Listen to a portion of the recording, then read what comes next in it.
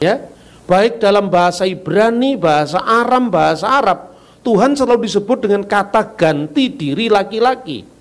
Misalnya, Adonai hu ha Elohim. Adonai, dialah Elohim itu. Di situ hu artinya dia laki-laki. Hu Allah, dia laki-laki adalah Allah. Bukan berarti Tuhan itu lanang, Tuhan itu perempuan. Itu kan bukan begitu. Tuhan itu kan beyond gender. Yang kedua, tokoh yang namanya Zakir Naik. Sekarang sudah mulai turun, bukan naik lagi. Dia mengatakan begini, coba, lah itu kok saya heran. Saya tidak heran dengan Pak Zakir Naik. Itu hak-haknya dia sebagai seorang pendakwah Islam. Yang saya heran itu Kristen. Kenapa Kristen kok ya bisa terpengaruh hanya orang yang mutunya serendah ini? Heran saya. Loh, saya ngomong gini kan boleh toh? Saya ngomong di audien Kristen kok. Memang untuk ukuran saya dia rendah mutunya.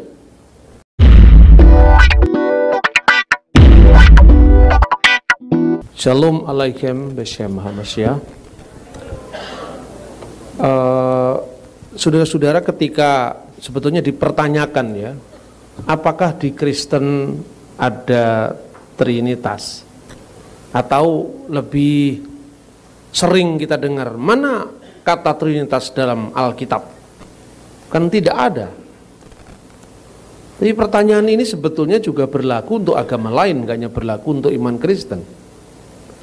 Trinitas itu kan judul kita berteologi untuk menggambarkan siapakah Allah yang kita kenal dalam Alkitab menurut pernyataan dari firman-Nya yang menjadi manusia, yaitu Kristus. Hasil dari refleksi panjang sekali dari Alkitab, murid-muridnya para rasul, murid dari muridnya para rasul, sampai konsili-konsili gereja. Kemudian kita terkenal dengan istilah Tritunggal, Trinitas. Kata ini memang tidak ada dalam Alkitab, seperti kata ilmu kalam juga tidak ada dalam Al-Quran. Nah, kalau judulnya tidak ada, kenapa judul yang dipersoalkan? Bukan isinya. Saya ditanya, Pak, Trinitas nggak ada dalam Alkitab. Ilmu kalam juga tidak ada dalam Al-Quran. Ilmu tauhid juga tidak ada dalam Al-Quran. Itu kan judul yang kamu kasih itu kan. Trinitas, Trinity, itu bahasa Yunani triados. Itu memang muncul pertama kali sekitar tahun 130-an. Yang mengucapkan pertama kali itu adalah seorang pemimpin gereja di Antioquia. Dia juga adalah patriark gereja Antioquia Ortodoks atau Syriak Ortodoks sekarang namanya, yaitu Martheophilus. Dia mengatakan bahwa misteri Tuhan yang menyatakan diri di dalam Alkitab, ya, mulai dari Perjanjian Lama, Perjanjian Baru, dia sebut adalah triados. Dan triados itu adalah Theou, yaitu Allah. Lalu kemudian ke logo auto, ke tes sopias auto. Dia adalah Allah, Theou, dan firman-Nya, ke itu logo auto, tes sopias auto, dan hikmatnya di sini maksudnya adalah Roh Kudus. Jadi ungkapan itu muncul pada tahun 130-an. Tetapi seluruh ajaran itu memang ada di dalam Alkitab. Kemudian yang kedua, mengurai kesalahpahaman. Kadang-kadang apa yang kita tuduhkan kepada orang lain itu ternyata bukan keyakinan dari orang yang kita tuduh. Seperti itu pula yang terjadi ketika orang Kristen dituduh. Misalnya, kenapa Trinitas itu orang Kristen menyembah 3 Tuhan? Yang menyembah 3 Tuhan itu ya siapa? Ketika agama Islam muncul, itu kan konteksnya sebetulnya adalah untuk menjawab keberapaan Tuhan. Kenapa? Karena pada masa sebelum Muhammad itu Jazirah Arab secara khusus itu kan pusatnya penyembahan berhala, di mana ada banyak dewa-dewi di sana, Al-Lata, Usa, Manat, yang disebut sebagai banatullah atau putri-putri dari Tuhan. Makanya kemudian Islam mengkoreksi itu dengan menegaskan aspek numerikalnya Tuhan, aspek keberapaan Tuhan. Maka diungkapkan kulhu Allahu ahad. Katakanlah dia adalah Allah yang esa. Allahu somad. Allah itu tempat segala sesuatu bergantung kepadanya. Lam yalid wa lam yulad wa lam yakul lahu kufuwan ahad. Tidak beranak dan tidak diperanakkan, dan tidak sesuatu pun yang setara dengan dia. Ini reaksi dari apa? Reaksi dari penyembahan berhala itu tadi. Tapi kalau sebetulnya dengan ungkapan itu ditunjukkan kepada iman Kristen, sama sekali tidak pas. Pertama begini, bedakan antara substansi dengan ungkapan-ungkapan alegoris. Misalnya gini, kenapa orang Kristen kok Tuhannya Bapa? Apa Tuhan itu laki-laki disebut Bapak? Ya kan? Terus kemudian karena kita tidak memahami pola pikir tetangga sebelah kita itu, kita bingung. Padahal pertanyaannya gak usah jauh-jauh, surat yang ditujukan untuk Kristen yang salah alamat tadi kita urai sekarang. Coba kamu baca lagi ayatmu sendiri. Kul, katakanlah, huwa. Huwa itu dia laki-laki. Lah apa Tuhanmu laki-laki kan juga enggak kan? Itu kan gaya bahasa. Baru dari satu teks itu aja kita sudah bisa ngajak dia mikir. Kenapa bukan hiya, dia perempuan? Ya, baik dalam bahasa Ibrani, bahasa Aram, bahasa Arab, Tuhan selalu disebut dengan kata ganti diri laki-laki. Misalnya, Adonai hu ha Elohim. Adonai dialah Elohim itu. Di situ hu artinya dia laki-laki. Hu Allah, dia laki-laki adalah Allah. Bukan berarti Tuhan itu lanang, Tuhan itu perempuan. Itu kan bukan begitu. Tuhan itu kan beyond gender, bukan laki-laki, bukan perempuan, juga bukan transgender kan. Tuhan itu mengatasi semuanya itu. Nah, kenapa disebut huwa? Kenapa ketika berdoa menyebut anta atau atta, bahasa Ibrani, anta bahasa Arab, Allahumma anta salam wa minka salam. Lah ini kan juga gender laki-laki. Oh, bukan begitu, karena budaya Timur Tengah itu budaya yang sangat bersifat paternalistik, maka diumpamakan laki-laki karena itu menunjukkan authority, menunjukkan otoritas. Nah, kekristenan seperti itu pula. Jadi artinya gini, bedakan antara teks-teks yang bersifat kalau bahasa Islamnya itu muhkamat dan mutasyabihat. Ayat-ayat yang sifatnya terang dan ayat yang sifatnya harus dimaknai secara metafor gitu loh. Nah, itu penting sekali dalam konteks kita berbicara hubungan kita dengan Islam dan Kristen. Yang kedua sekarang, substansi ajarannya itu yang penting.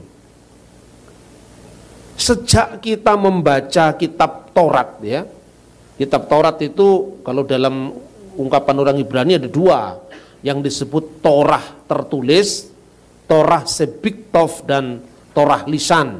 Torah sebialpe itu Torah lisan. Torah lisan itu yang disebut Talmud bagi orang Yahudi. Talmud itu terdiri dari banyak traktat ya. Nah, kemudian Torah tertulis itu. Begitu kita membaca teks kitab Kejadian, 3 ayat pertama dari pasal pertama, itu sudah bersifat trinitaris sebetulnya. Pada mulanya Allah menciptakan langit dan bumi. Ya, Bereshit bara Elohim et hasamayim ve et sa'aret ve ha'aret hayyetah tohu wa bohu ve hosek alfinetehom ve ruah Elohim merakefet alfinehamayim. Pada mulanya Allah menciptakan langit dan bumi itu belum berbentuk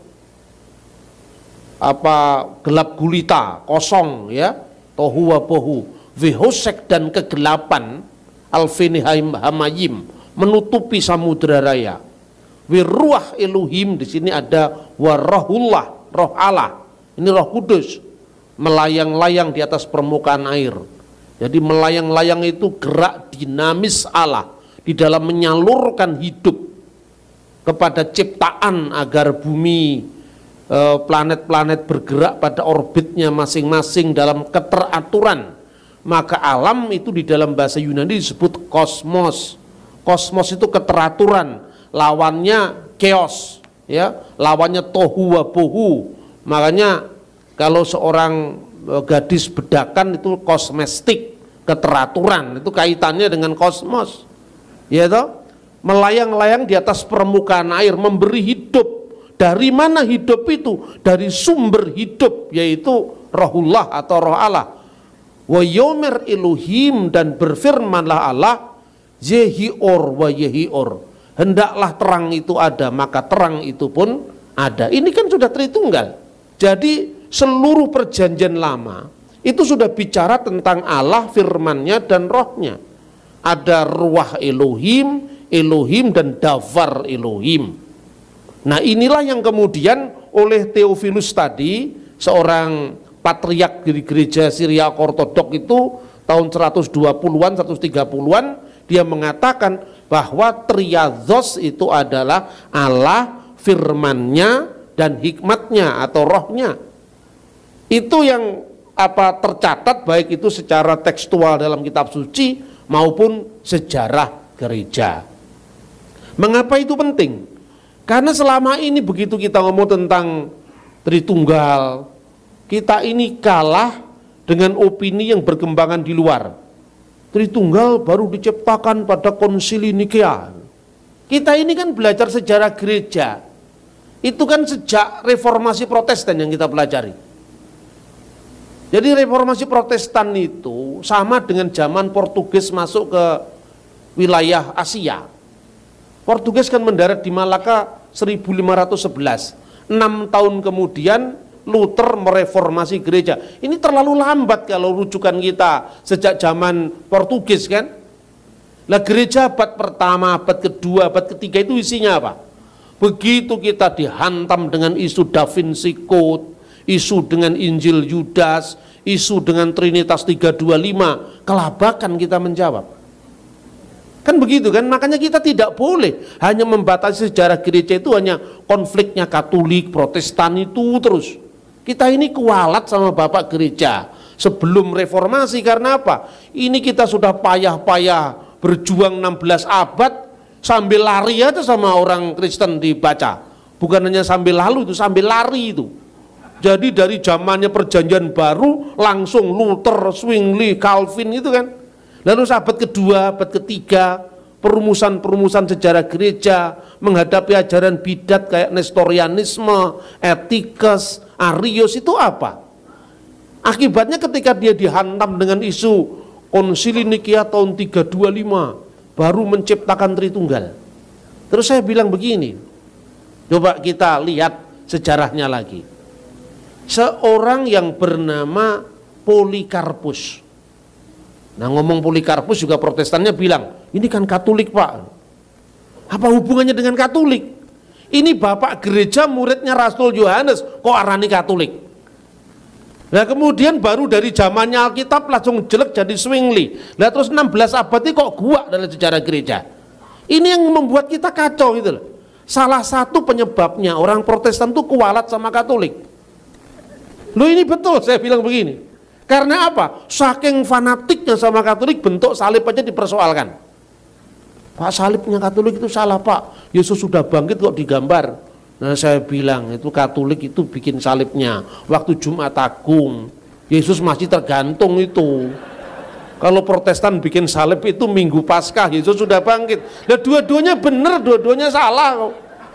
Salah kalau Anda lihatnya dari Minggu Paskah. Benar kalau Anda lihatnya dari Jumat Agung kan itu loh.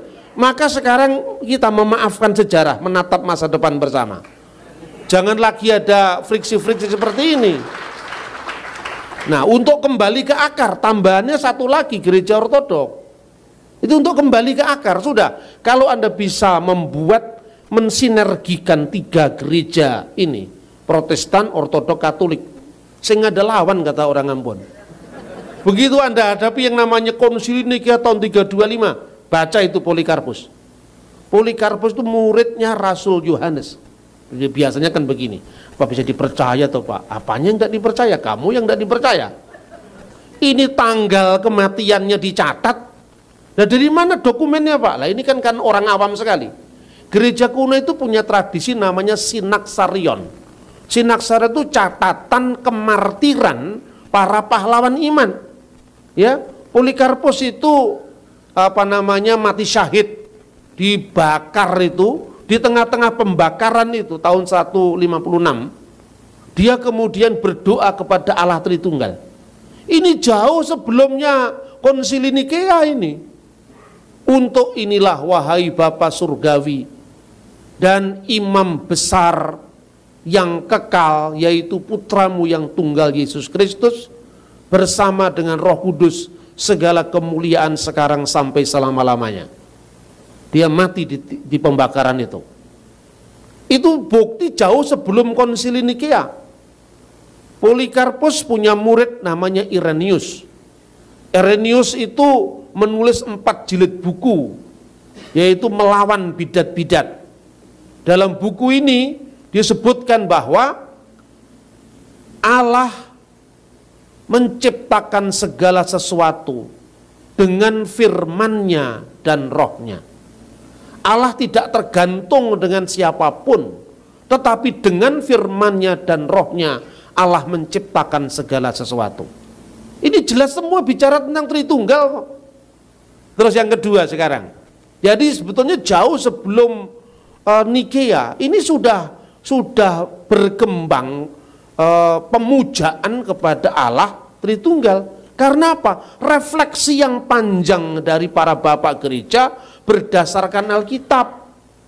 Perjanjian Baru kan mengatakan rahasia yang didiamkan selama berabad-abad sekarang telah disingkapkan. Surat Roma itu. Berarti dengan kedatangan Yesus, firman yang menjadi daging itu, firman yang menjadi manusia itu, rahasia yang didiamkan berabad-abad ini sudah disingkapkan kepada kita. Nah, tinggal sekarang ungkapan-ungkapan itu kita pahami. Pertama, untuk iman kita sendiri. Kedua, untuk membangun jembatan pemahaman agar orang lain yang di luar tradisi kita itu mengerti. Nah, misalnya gini, kenapa harus ada kata anak Allah? Mestinya dijawab, kenapa baru kamu yang tidak ngomong anak Allah? Iya toh? Karena sejak zaman dulu kata anak Allah itu ada. Itu bukan ciptaannya orang Kristen. Coba baca kitab Taurat, raja-raja yang diurapi Allah menjadi raja Israel disebut anak Allah. Itu artinya apa? Daud disebut anaknya karena dia raja Israel. Tapi anak-anak yang disebut para malaikat disebut Bene Elohim, putra-putra Allah. Dalam perjanjian baru, kalau perjanjian lama, hubungan umat dengan Tuhan itu adalah hubungan antara khalik dan makhluk, tetapi sedemikian rupa kemudian disebut anak-anak Allah. Di perjanjian baru lebih spesifik lagi. Kata anak Allah itu dipakai dalam banyak hal. Misalnya, orang yang membawa damai akan disebut anak-anak Allah. Berbahagialah orang yang membawa damai, karena disebut anak-anak Allah. Di dalam khotbah di atas bukit. Ya, Matius pasal 5 ayat 9. Kemudian setiap orang yang menerima dia, menerima monogenes theos, putra tunggal Allah, yaitu Yesus, dia akan disebut anak-anak Allah. Anak yang lahir bukan karena darah, bukan karena daging, bukan karena keinginan seorang laki-laki, tetapi dari Allah. Kan jelas, ini bukan anak secara fisik kan? Kalau anak secara fisik kan anak lahir dari daging, anak lahir dari darah, anak lahir dari keinginan seorang laki-laki. Itulah sebabnya mulai dari zaman konsili di kota Efesus tahun 431 itu sudah ada ungkapan. Apa maknanya Yesus disebut anak Allah? Irenaeus sudah mengatakan itu metafor, itu perumpamaan, bukan pengertian letterlock. Itu sudah ada catatan-catatan dari Irenaeus. Siapa Irenaeus? Kalau Irenaeus itu hidup kira-kira tahun 1970, boleh Anda nggak percaya. Ini muridnya Polikarpus, Polikarpus muridnya Yohanes muridnya Yesus. Jadi ini bukti sejarah itu loh. Orang Protestan boleh aja ngomong yang namanya sola scriptura. Itu silakan. Tetapi muridnya Rasul masa Anda samakan dengan Zwingli dari abad 16 sekarang? Ini bukti sejarah, enggak usah ngomong teologi sekarang. Diponegoro itu disebut sebagai panetep panotogomo Sayyidin Khalifatullah ing Tanah Jawi. Itu mau sejarawan Belanda, sejarawan Indonesia, Babat Diponegoro, Serat Kedung Kebo, semua mengakui itu. Tetapi Anda tidak akan tahu Diponegoro lebih suka rawon atau lebih suka gudeg. Yang tahu ini adalah muridnya Diponegoro yang pernah makan dengan dia. Iya tak? Sama dengan ini loh. Ketika Anda hanya ngomong tentang teks dalam pengertian Alkitab saja, melepaskan dari konteksnya, maka tidak karu-karuan cara berteologi kita. Muncullah yang namanya teologi liberal. Yang nulis Injil Yohanes itu bukan Yohanes Rasul, tapi Yohanes yang lain. Lah yang lain itu siapa? Orang spekulasi kok kebacut lebih daripada teksnya yang bicara kan itu kan? Ini ngaco ini. Paulus itu pencipta agama Kristen. Makanya muncul yang namanya Pauline Christianity dan Johannine Christianity, Judeo Christianity, Petrine Christianity. Mempertentangkan Petrus sama Paulus itu munculnya di mazhab Tubingen. Itu zamannya perang Pangeran Diponegoro. Lalu Anda lebih percaya mazhab Tubingen ketimbang Papias coba? Papias itu muridnya Yohanes langsung. Polikarpus itu muridnya Yohanes langsung itu loh. Pola pikir begini. Makanya saya bilang tadi kualat sama Katolik itu karena begitu. Saking antinya Katolik, semua kisah-kisah kuno dianggap menguntungkan Katolik. Nanti kita yang rugi. Ini bukan soal untung rugi, ini bukan soal dagang. Ini soal kebenaran kan itu kan. Akibatnya kemudian muncul hantaman terhadap gereja yang di luar batas kita. Tritunggal dipersoalkan. Nah, tetangga sebelah ini pinter cari kesempatan. Itu kan Kristen sendiri yang mengatakan bahwa Kristen itu agama Paulus, bukan agama Yesus. Lah mulai muncul Kristen itu agama Paulus. Kenapa kamu ikut Paulus bukan ikut Yesus? Padahal itu jenis mazhab Tubingen yang diambil alih oleh mereka. Kenapa kita membutuhkan akar tadi? Saya contohkan. Penemuan yang namanya The Apostolic Fathers, tulisan para muridnya Rasul, makanya disebut bapak-bapak apostolik. 12 Rasul Yesus punya murid, ya kan? Dari 12 Rasul itu ada 70 murid. Lukas, Markus, Quadratus itu kan 70 murid. Nah bingung lagi kita. Makanya kita ngomong, tidak semua penulis Injil itu ada yang pernah ketemu dengan Yesus. Di antara mereka yang 4 itu bahkan ada yang tidak pernah ketemu dengan Nabi Isa sama sekali. Kalau asumsinya itu betul, asumsi itu didasarkan atas sumber-sumber gereja modern.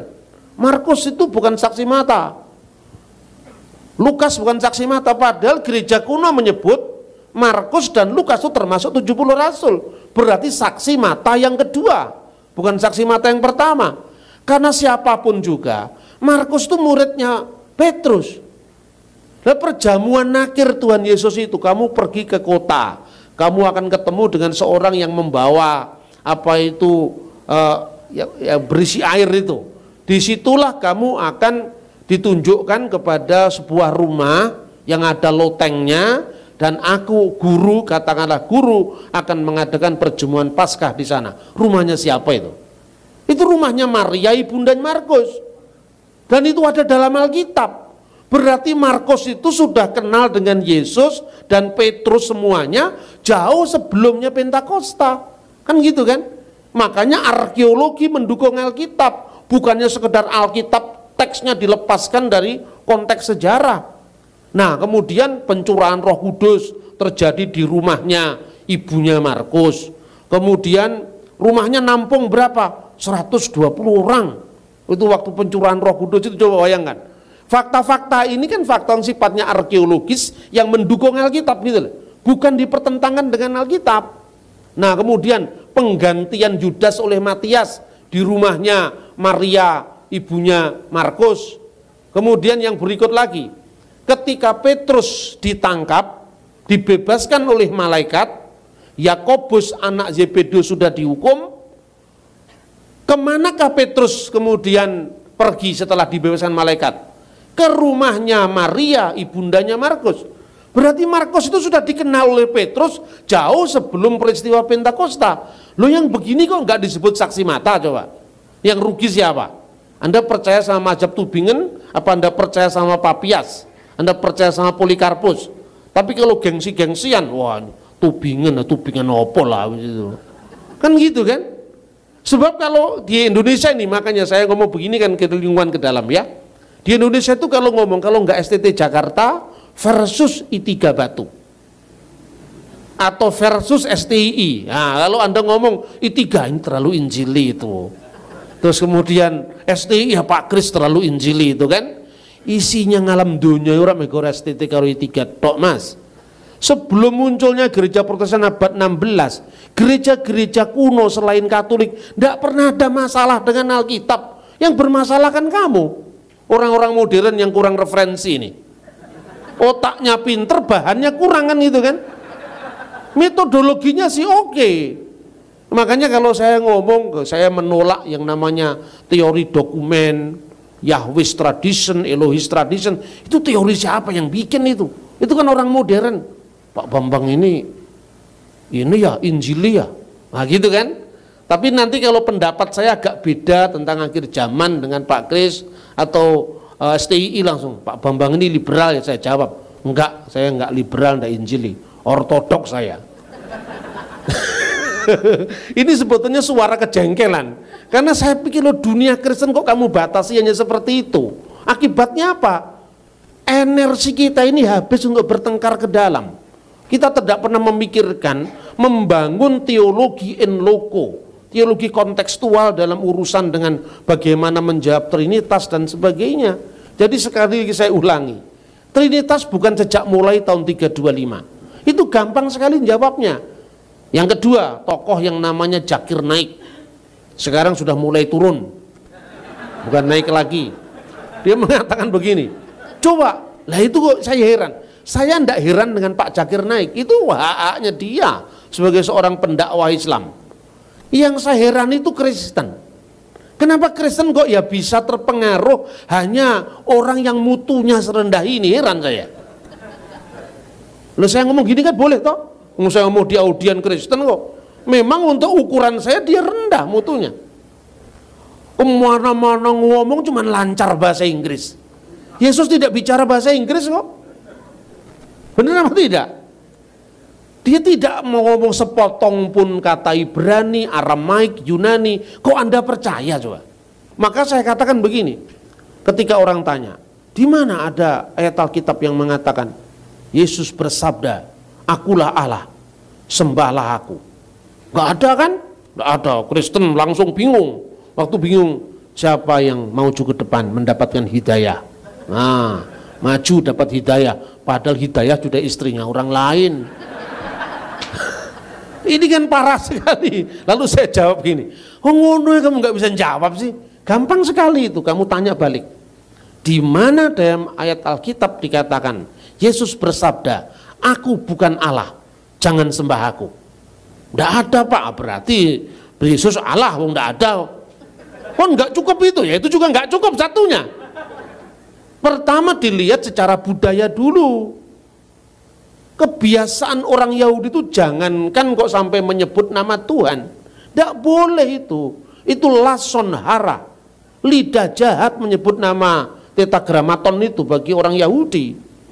Ya, makanya kalau orang Yahudi ada kata-kata ZHWH itu mesti dibaca Hashem atau Adonai. Ya kan, coba Anda lihat di YouTube itu kan banyak. Reciting the Shema in Hebrew kan ketemu. Anda tidak hanya ketemu dengan bahasa Ibrani model orang Eropa, yang orang-orang Askenazim, Shema Yisrael Adonai Eloheinu Adonai Echad. Itu kan gaya-gaya Askenazim yang dari Eropa. Tapi gaya-gaya orang Yahudi yang di Yaman, orang Yahudi yang di timur itu, ya, Sephardim yang di Spanyol itu kan bacaannya lebih meliuk-liuk. Shema Yisrael Adonai Eloheinu Adonai Echad. Adonai Eloheinu Adonai Echad ini jauh sebelum kulhu Allahu Ahad. Itu suwe iki. Bukan hanya kulhu Allahu Ahad, itu kan zaman abad ke-7. Adonai Echad itu jauh, zaman Musa sudah ada itu. Gitu loh. Jadi pertanyaan itu menunjukkan bahwa dia awam. Jadi tidak ada orang mengucapkan kata sayalah Adonai, ini tidak mungkin, sayalah Yahweh, itu tidak mungkin. Tapi ketika Yesus ditanya, Yesus bersabda di dalam Injil Yohanes pasal 8 ayat 56 dan seterusnya 58 ya. Abraham bersukacita, dia telah melihat hariku. Hariku, apa yang disebut hariku di sini? Hariku ini sebenarnya Yom HaMoshiach, hari Sang Mesias. Karena kepada Abraham itu kan Tuhan menjanjikan, kamu akan menjadi bangsa yang besar, namamu akan masyhur, kamu akan menjadi berkat. Siapa yang memberkati engkau akan diberkati, siapa yang mengutuk engkau akan dikutuk, gitu. Tapi berkat yang terakhir, olehmu semua kaum di muka bumi akan mendapatkan berkat. Dan itu kan, berkat ini diulang lagi ketika Abraham disuruh mempersembahkan Ishak putranya. Diulang lagi kepada Ishak putranya Abraham. Diulang lagi kepada Yakub cucunya Abraham. Ismail juga jadi bangsa yang besar. Ismail juga diberkati menjadi bangsa yang besar karena dia lahir ke dunia itu bukan karena dia minta dilahirkan, ya. Itu ada kesalahan dalam konteks sesuatu, ya. Artinya apa? Apakah itu kecelakaan sejarah atau bukan? Itu kan pilihan bebasnya mereka bertiga. Sama Anda mengatakan itu kecelakaan sejarah atau bukan, itu rumit itu jawabannya. Karena itu membutuhkan pemahaman kita tentang predestinasi, pemahaman kita tentang pilihan bebas dan sebagainya. Tapi artinya Ismail tidak termasuk dalam bagian berkat mesianik itu. Maka dia menjadi bangsa yang besar seperti Ibrahim, seperti Ishak, seperti Yakub. Tapi kalau Anda teliti membaca kitab Kejadian, berkat yang terakhir tidak diberikan kepada Ismail. Semua kaum di muka bumi akan mendapatkan berkat, itu diberikan kepada Abraham, kepada Ishak, kepada Yakub. Itulah sebabnya orang Yahudi kalau berdoa tidak pernah mengatakan Elohe Abraham, Elohe Ismail, Elohe Yakub, nggak pernah. Yang ada cuman Baruch atah Adonai Elohenu, ya, Elohe Abraham, Elohe Yitzhak, Elohe Yakub. Bukan berarti Tuhan tidak sayang sama Ismail, tapi Ismail tidak termasuk di dalam messianic blessing, tidak termasuk dalam jalur messianik itu. Makanya berkatnya, doanya Allah Abraham, Ishak dan Yakub, gitu loh. Abraham melihat hariku, artinya apa? Hari penentuan di mana olehmu semua kaum di muka bumi akan mendapatkan berkat, itu sudah dilihat oleh Abraham. Abraham bersuka melihatnya. Orang Yahudi tidak paham ini kan? Dan dia mengatakan apa? Umurmu belum sampai 50 tahun. Bagaimana kamu bisa mengatakan hal itu? Tapi Yesus bersabda, sabdanya demikian. Amin, amin, 2 kali diulang kata amin. Semua nabi bicara aminnya selalu bagian belakang. Hanya Yesus yang selalu mengawali sabdanya dengan amin, amin. Dan kata ho amin itu menjadi gelar Yesus dalam Wahyu pasal 3 ayat 14. Amin, amin lego humin. Sesungguhnya aku berkata kepadamu, prin Avram genestai ego eimi. Sebelum Abraham jadi, ego eimi, aku ada. Aku ada ini petunjuk kepada nama tetragramaton tadi, ego eimi hoon. Akulah dia sang maha ada. Aku adalah aku. Eyeh asyar eyeh itu diterjemahkan dalam bahasa Yunani Alkitab Septuaginta ego eimi hoon. Dalam kitab Nabi Yesaya seringkali Tuhan berkata anihu, akulah dia. Terus orang-orang Unitarian ngomong begini, dan itu yang menjadi bacaannya mungkin Zakir Naik. Di mana ada kata akulah dia diartikan harus akulah Tuhan? Akulah dia pokok anggur, akulah semua juga akulah dia itu. Akulah jalan, ego eimi hodos, akulah jalan. Tapi konteksnya ketika Yesus mengatakan ego eimi, dia mau dirajam batu. Kenapa mau dirajam batu? Karena orang yang menghujat Allah, yang menyamakan diri dengan Allah, akan dihujat batu, akan dirajam batu gitu kan. Jadi kalau membaca Alkitab tidak cukup dengan teks, tidak cukup dengan interteks, tapi juga dengan konteks secara keseluruhan. Di sini perlunya kita belajar studi sejarah, studi tentang arkeologi Alkitab, kan begitu. Jadi pertanyaannya, ketika kemudian Yesus bangkit di antara orang mati, kemudian Thomas melihat bukti luka yang ada di tangannya, apa katanya? Ya Tuhanku dan Allahku. Kan begitu kan? Apakah Yesus menolak penyembahan Thomas? Tidak, dia menerima. Berarti Yesus ya my Lord and my God. Yesus itu adalah Tuhan dan Allah. Tinggal pertanyaannya, dalam konteks apa Yesus disebut Tuhan, dalam konteks apa Yesus disebut Allah. Gampang sekali jawabannya. Sekarang pertanyaan, Yesus disebut Allah, itu maknanya Divine of Jesus Christ, the Godhead of Jesus Christ, Lahutiyah al-Masih. Apa artinya God? Apa artinya Elohim? Apa artinya al-ilah, Allah? Ya, itu artinya sembahan. Segala yang disembah itulah Elohim. Segala yang disembah itu Elah, Eloah, ya, Elohim. Kan begitu kan? Ya, kemudian kata itu muncul dalam semua Alkitab. Kemudian kenapa Yesus disebut Elohim? Pada mulanya adalah firman. Dan firman itu bersama-sama dengan Allah, dan firman itu adalah Allah. Nah ini juga ayat bermasalah tidak hanya di lingkungan Islam, di Saksi Yehova juga bermasalah. Makanya Kristen itu ya ke dalam juga pusing, keluar tugasnya banyak, maka jangan menambah pusing-pusing lagi kita. Iya toh? NRG and hologos, ke hologos and prostonteon, ke theos in hologos, ke hologos and prostonteon, ke theos in hologos. Firman itu bersama-sama dengan Allah itu. Di situ ada kata sandang, tonteon. Keteos di sini tanpa kata sandang. Keteos and hologos. Dan Allah lah firman itu. Itu kemudian dipersoalkan. Kenapa di sini tidak ada kata sandang? Berarti Saksi Yehova bikin terjemahan sendiri. In the beginning was the word, and the word was with God, and the word was a God, huruf kecil. Nah gini aja juga bingung, ya toh? Banyak orang-orang Kristen sekarang ini kemudian jadi sekte Gombali Mukia, itu jadi Saksi Yehova. Karena kita ini kurang mikir, kan gitu kan? Mari kita persoalkan satu-satu. Saya senang sekali kalau ngomong begini. Pada mulanya adalah firman. Firman itu bersama-sama dengan Allah. Terus saya tanya, lebih dulu mana Allah dengan firmannya? Ini kan pertanyaan untuk awam, gampang sekali kan? Ya lebih dulu Allah Pak. Kalau orang Saksi Yehova dengan yakinnya lebih dulu Yehuwa Pak. Lebih dulu Yehuwa ya? Ya Yehuwa itu maksudnya ya Gusti Allah kang akarya jagat, itu artinya kalau bahasa Jawanya. Oke.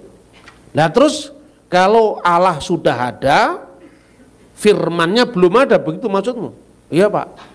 Yang menciptakan firman itu siapa? Ya Allah Pak. Allah menciptakan caranya bagaimana? Ya berfirman Pak.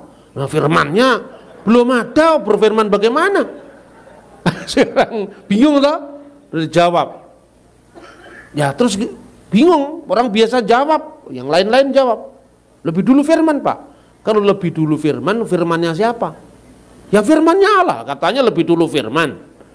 Kalau lebih dulu Allah berarti ada waktu Allah sudah ada, firmannya belum ada. Berarti Tuhan pernah bisu, tidak maha sempurna. Berarti tidak mungkin Allah itu ada tanpa firmannya kan? Karena firman itu satu dengan Allah. Seperti manusia misalnya. Dalam diri manusia itu ada firmannya, ada pikirannya, dan ada rohnya. Kan begitu kan? Pikiran saya dan roh saya satu dengan saya. Nah saya ngomong gini aja dikritik kok sama orang Kristen sendiri. Ini Pak Bambang itu tidak ngerti Tritunggal. Padahal oknum itu kan begitulah. Kamu ngerti oknum itu oknumnya Sigmund Freud itu. Itu oknum dari teori psikoanalisa kamu pakai. Bukan itu oknum yang dipakai oleh Bapak Gereja. Orang dia baca yang namanya Tertullianus. Mengatakan una substantia tres persona, titik. Itu masih koma, bukan belum titik. Teks itu ada lanjutannya.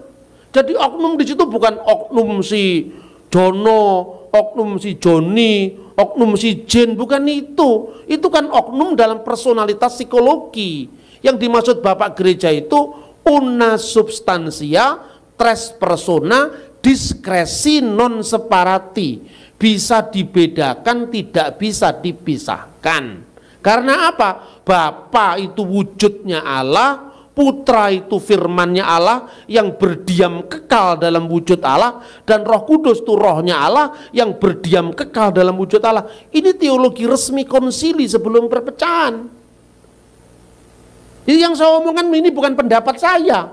Coba baca itu tulisan langsung konsili Nikea, hasil-hasilnya berapa pasal di situ, sebutkan di situ konsili Konstantinopel. Nah, kemudian ditegaskan bahwa firman sama kekal dengan Allah. Firman itulah yang dikiaskan dengan putra. Itu loh. Makanya terus ditulis, dan firman itu telah menjadi manusia. Wal kalimatu sara jassadan wa halla bainana wa ra'ayna masduhu masdan lil wahidi minal ab mamlu'an ni'matan wa haqqan. Al-masdulillahi daiman. Itu Alkitab bukan Al-Quran. Yohanes 1 ayat 14. Dan firman itu telah menjadi manusia dan tinggal di antara kita, dan kita telah melihat kemuliaannya, yaitu kemuliaan yang diberikan kepadanya sebagai anak tunggal Bapa, penuh kasih karunia dan kebenaran. Ayat 18, tidak seorang pun pernah melihat Allah. Nah, penting. Allah bisa dilihat apa enggak? Enggak bisa dilihat, tapi masih koma. Tetapi anak tunggal yang ada di pangkuan Bapa, dialah yang menyatakannya. Kata menyatakannya itu di dalam bahasa aslinya exegesato. Ex itu mengeluarkan Allah itu dari misterinya. Maka orang tidak kenal saya, tapi begitu saya berkata-kata, pikiran saya keluar, terekspresikan lewat kata-kata saya. Siapa yang mendengar saya bersaksi tentang siapa saya. Berarti siapa yang mengenal kata-kata saya, mengenal saya yang punya kata-kata. Siapa yang mengenal firmannya Allah, yaitu Yesus, mengenal Allah yang punya firman itu. Kan begitu kan? Nah kemudian, firman itu telah menjadi manusia. Lah ini yang di kalangan muslim jadi problematik. Kenapa problemnya? Firman kok jadi manusia Pak? Lah saya bilang, lah firman jadi buku kamu juga bisa terima kok. Apa itu? Dan nuzulul Quran itu. Itu kan firman turun jadi kitab. Iya toh? Lah nuzulul Quran itu firman turun jadi kitab. Inkarnasi itu firman yang turun menjadi manusia. Kalau menjadi kitab benda mati aja kamu bisa terima, kenapa firman menjadi manusia kamu tolak? Ayo pikirin lagi sekarang. Nggak usah ngeritik orang lah. Kan begitu kan? Nah kalau saya ngomong nggak ada unsur penodaan agama, nggak ada. Saya menggunakan hak jawab saya ketika iman saya disalahpahami. Lah ya kok disebut anak Allah Pak? Anak Allah itu nggak artinya Allah beranak, kok primitif sekali sih? Nggak ada itu kalau orang mengatakan kalau Allah punya anak, siapa bidannya? Itu sudah abad ketiga, abad kedua udah selesai itu. Dikatakan begini, firman Allah yang lahir dari Bapa sebelum segala abad. Coba, firman Allah lahir dari Bapa. Mana ada orang lahir dari Bapa sekarang? Itu coba pengakuan iman Nikea tadi loh. Makanya jangan bikin-bikin pengakuan iman sendiri. Pakai itu sejarah gereja itu loh. Anda mau rumuskan sendiri, Anda bahasa Yunani aja nggak bisa kok. Kalaupun Anda pinter bahasa Yunani, itu Yunani modern. Ini yang menulis pengakuan iman ini orang Yunani langsung, orang Aram langsung kan gitu kan. Bapak-bapak itu native speaker pada zamannya. Kalau Anda bandingkan dengan tokoh-tokoh Protestan abad ke-20, belum ada apa-apanya itu. Dan kalaupun ada apa-apanya, pasti nggak cocok. Karena apa? Rentang zaman yang sudah panjang itu loh. Makanya saya selalu berpikir historis. Anak Allah yang tunggal yang lahir dari bapak, di mana ada orang lahir dari bapak sekarang? Oh nggak ada Pak. Berarti ini bukan lahir fisik. Kalau kelahiran fisik kan dari ibu.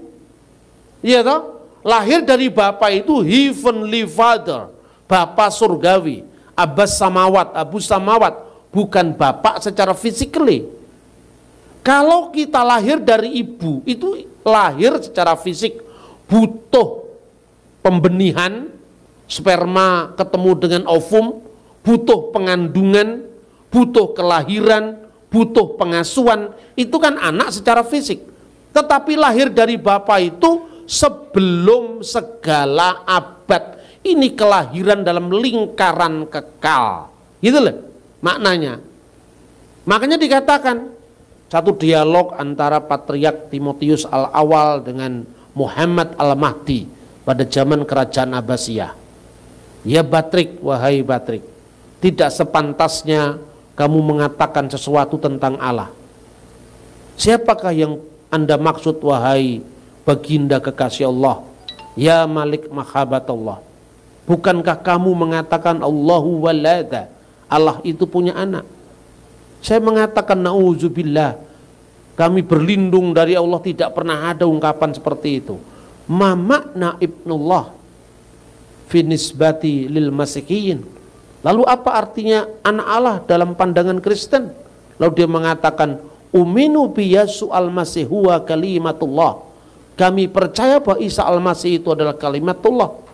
Kama maktub fil Injilil Muqaddas fil badi'il kanal kalimah wal kalimatu kana indallah wa kana kalimatullah. Seperti yang tertulis dalam Injil Yohanes, pada mulanya adalah firman dan firman itu bersama sama dengan Allah dan firman itu adalah Allah.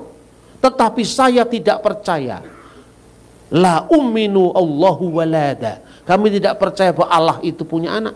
Lalu diartikan, apa artinya anak Allah menurut pandangan orang Kristen? Dia mengatakan begini, kalimatullah wulida minal ab ilahan bi ghairi jasad duna ayyullada min jasadan duna ab. Kami percaya firman Allah itu lahir dari Bapa secara ilahi tanpa jasad. Apa artinya? Allah menyatakan diri melalui firman-Nya. Ini yang dimaksud anak Allah.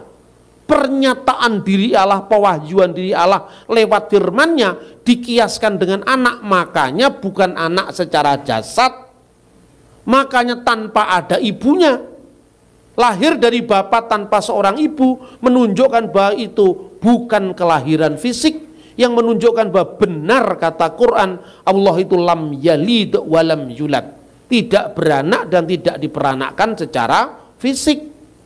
Lapa setiap kata anak itu harus beranak? Ada bapak marah sama anaknya, dasar anak setan. Lalu anakmu dewe kok anak setan? Karena perilakunya seperti setan. Dalam Alkitab pun ada begitu. Anak-anak yang baik disebut anak-anak terang. Kalau orang jahat disebut anak-anak kegelapan. Apakah gelap itu punya istri? Anak tangga, apa tangga punya anak? Anak jalan, apa jalan itu punya istri? Kok primitif sekali pertanyaanmu? Kemudian firman itu turun ke dunia, lahir dari seorang ibu namanya Bunda Maria, tanpa seorang bapak. Kelahiran jasad itu tanpa bapak, duna ab. Karena apa? Karena untuk membuktikan bahwa anak yang dikandung Maryam itu bukan anaknya Yusuf suami Maria, apalagi anaknya Pak Yusuf Kala. Gampang sekali sebetulnya menjelaskan Tritunggal itu. Lah nanti kalau sudah tahapnya lebih lanjut lagi, baru orang tanya, Lalu kata persona itu apa toh Pak artinya? Itu tahap kedua. Tahap pertama dicerna dulu. Bahwa tahap kedua itu ngomong. Yang namanya personalitas itu bukan psychological personality, tetapi itu maknanya metaphysical personality. Gampangannya gimana Pak? Gini, gampangnya ini saya tak ceritani Reneo. Kopinya diombe dhisik supaya nggak ngamuan. Itu kan. Karena orang kalau sudah ngamuk itu uteknya bundel itu. Minum kopi yang banyak dulu supaya nggak ngamuk. Duduk dulu. Ya toh? Saya ceritakan begini. Sekarang saya tanya, kenapa orang Kristen menyebut bahwa Allah dengan firman-Nya itu kekal? Sekarang saya tanya sama kamu. Kamu percaya bahwa firman Allah itu kekal apa tidak? Orang Muslim ini percaya Pak.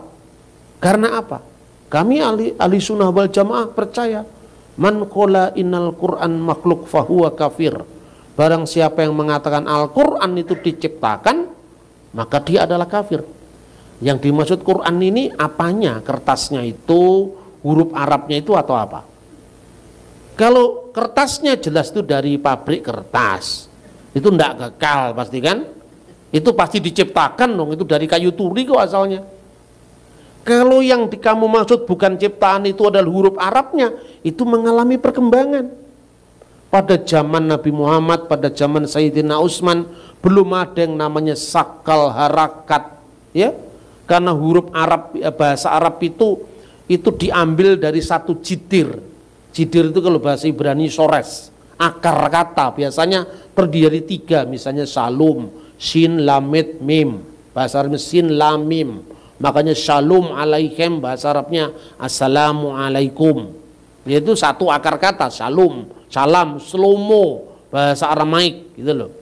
Nah, zaman itu orang bisa membedakan apakah ini pecahan-pecahannya menjadi salam, taslim, muslim, muslimin.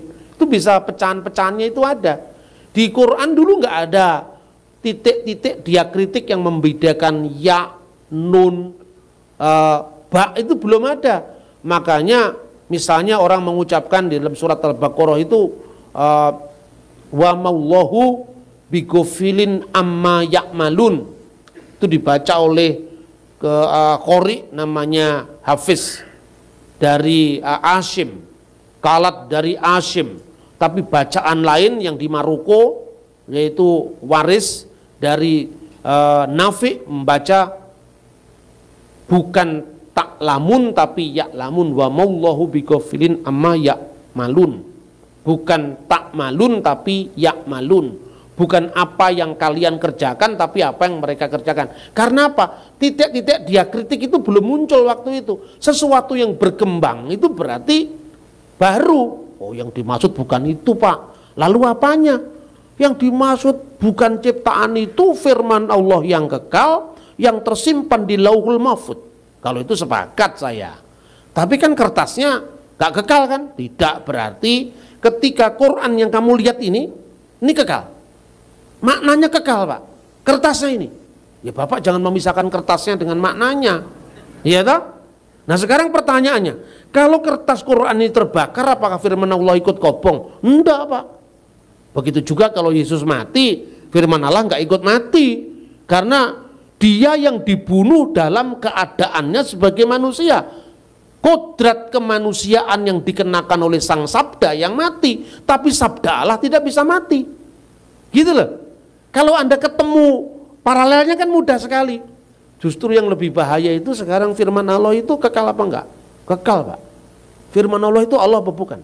Bukan Pak loh. Berarti ada dua yang kekal. Berdamping-dampingan loh. Iya toh?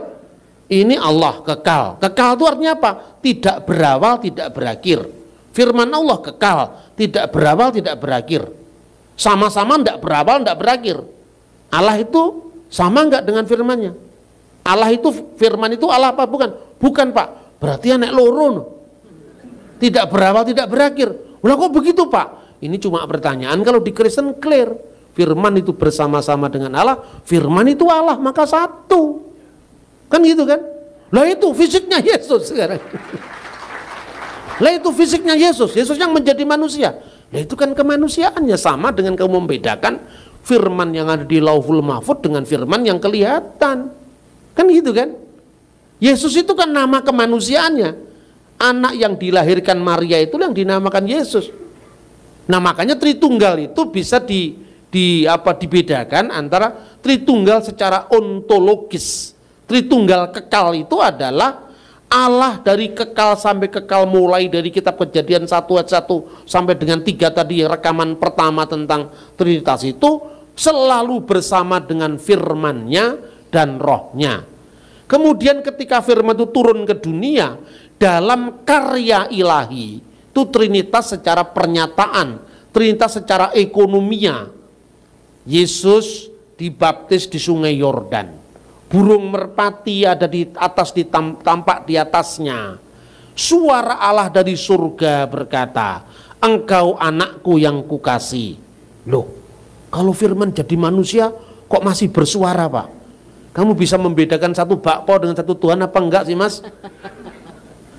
Ini nggak usah ngomong Kristen Islam, ini orang kejawen loh lebih pinter dari kamu. Gusti Allah itu adoh tanpa wangenan, cedak tanpa senggolan. Itu tahu orang Jawa itu. Makanya saya lebih cocok itu kalau bicara sama orang-orang kejawen itu loh. Nggak cocoknya cuma di batin aja, utang di batin. Makanya jadi kebatinan. Tapi pola berpikirnya untuk membedakan yang metafisik dan yang fisik itu lebih jelas daripada kelompok yang nanya-nanya Tuhan kok beranak tadi. Gitu. Shalom saudaraku yang dikasihi Tuhan. Terima kasih sudah mendengarkan video ini sampai selesai. Kiranya Tuhan membalas apa yang saudara sudah lakukan untuk channel ini. Berdasarkan apa yang sudah disampaikan oleh hambanya Bapak Dr. Bambang Nursena, jelas bahwa Yesus Kristus adalah Allah sejati, Juru Selamat dunia yang layak dipercaya dan disembah. Dalam konsep Allah Tritunggal, Yesus Kristus adalah pribadi kedua, yaitu Sang Firman yang mengambil rupa manusia atau menjadi manusia. Sedangkan pribadi pertama dan ketiga adalah Allah Bapa dan Allah Roh Kudus. Tetapi dalam hal ini bukan berarti tiga Allah, tetap Allah yang esa. Namun dengan penjelasan demikian, sering sekali orang non-Kristen memahami Allah Tritunggal secara keliru, dan tidak sedikit orang menyerang konsep Allah Tritunggal ini dengan kitab suci mereka dan gaya tafsir yang berbeda dengan si penganutnya. Saya kira ini tidak fair. Jika kita ingin memahami konsep ketuhanan agama lain, seharusnya kita memakai kitab suci dan gaya penafsiran si penganutnya. Saya kira orang Kristen tidak mengada-ngada. Apa yang kita sampaikan tentang Allah Tritunggal, Yesus Kristus Juru Selamat dunia, dan lain sebagainya, semua dari Alkitab, yaitu kitab suci yang diwahyukan Allah. Bagi saudara yang tidak percaya dan menolak Yesus Kristus dan Allah Tritunggal, janganlah menyerang, membabi buta keyakinan kami. Marilah kita hidup berdampingan dengan rukun, saling menghormati dan mengasihi. Apalah artinya pengetahuan rohani tanpa karakter yang menjadi berkat bagi sesama? Firman Tuhan mengatakan dalam 1 Petrus 4 ayat 8, tetapi yang terutama kasihilah sungguh-sungguh seorang akan yang lain, sebab kasih menutupi banyak sekali dosa. Oleh sebab itu kita harus hidup saling mengasihi dan saling menghormati. Itu jauh lebih baik sebagai cerminan iman kita kepada Allah. Kiranya Allah damai sejahtera menyertai saudara sekalian dimanapun berada. Tuhan memberkati pekerjaan saudara. Tuhan memberkati pelayanan saudara. Tuhan memberkati keluarga saudara. Semua yang saudara kerjakan, Tuhan pasti tolong. Katakan amin di kolom komentar bagi saudara yang percaya dengan doa ini. Tuhan Yesus memberkati.